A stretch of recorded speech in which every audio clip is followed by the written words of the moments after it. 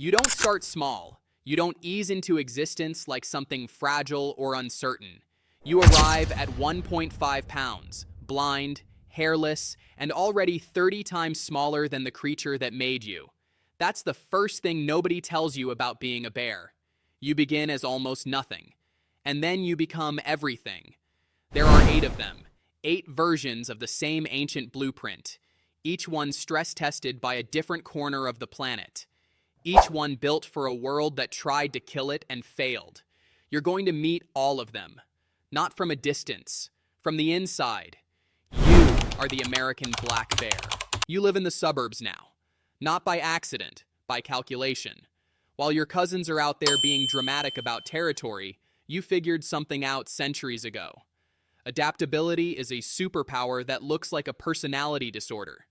You eat berries. You eat garbage. You eat a tourist's granola bar and feel nothing. Your neighbors call the wildlife hotline. Rangers show up with tranquilizer guns.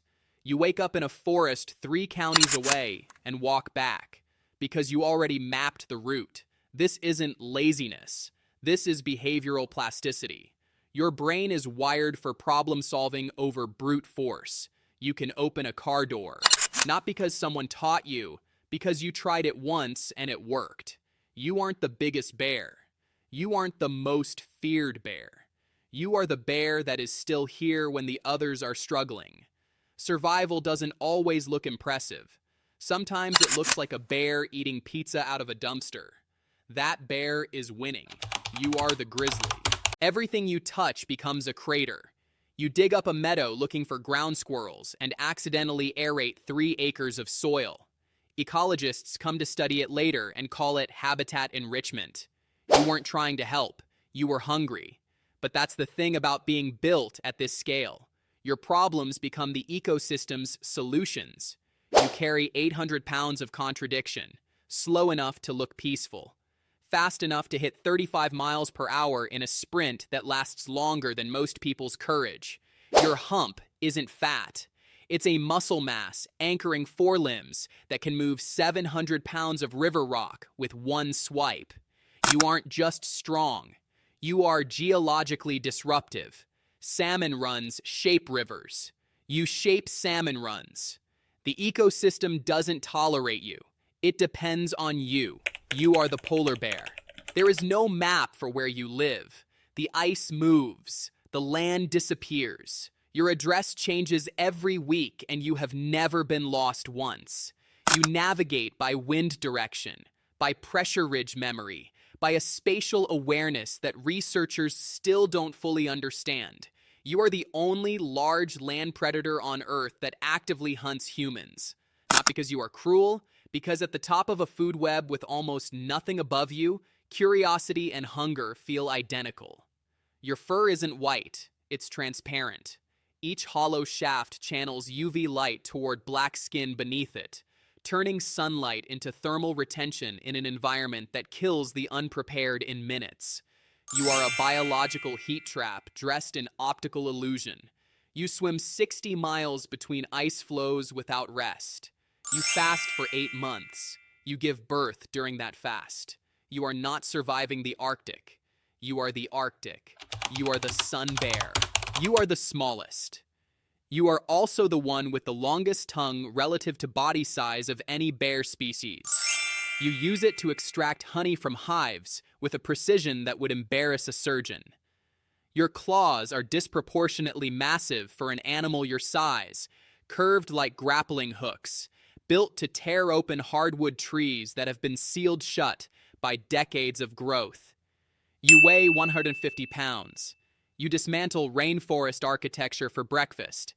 Nobody takes you seriously until you move.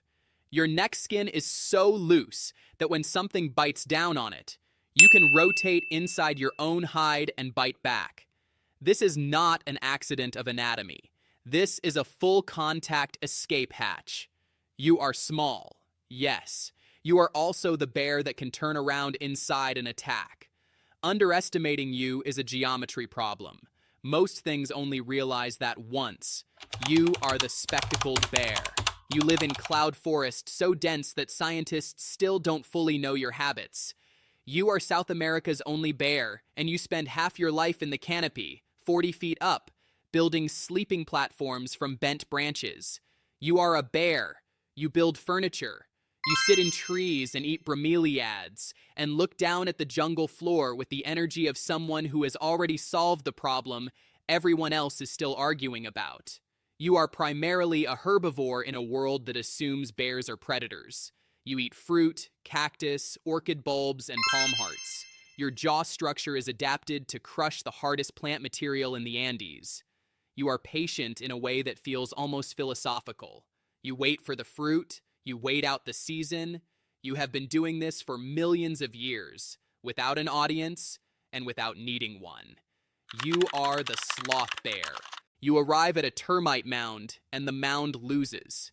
You close your nostrils, form a tube with your lips, and create a biological vacuum that extracts insects at a velocity audible from 300 feet away. You are the loudest eater in the forest, and you have never been embarrassed about it. Leopards avoid you, not because you are larger, because you are erratic, armored with shaggy fur that absorbs claw strikes, and you attack with a speed and aggression that reads as completely disproportionate to the situation. Your cubs ride on your back, not clinging to your fur while you walk carefully, on your back while you run, while you fight. You are a mobile fortress for the next generation and a threat assessment problem for everything else. You are the giant panda.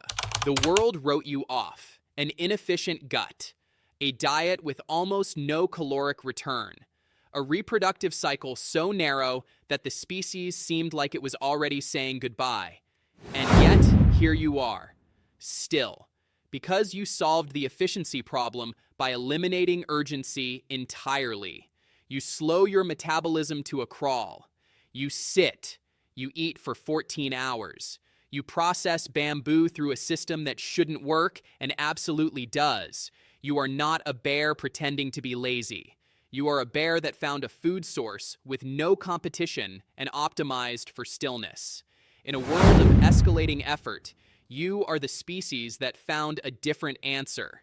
Sometimes the most durable strategy looks, from the outside, like doing almost nothing. 8 types, 1 blueprint, refined by ice, jungle, mountain, and suburb into something the original design never predicted. They don't compete with each other. They occupy completely different answers to the same original question. What does it take to last? You already know the answer. It's standing in the river catching salmon. It's sitting in the canopy eating orchids. It's swimming between ice floes in the dark. It's sleeping in a forest 3 counties from where it started, already planning the route back. The bear doesn't explain itself. It just keeps going. And somehow, every version of it is still here.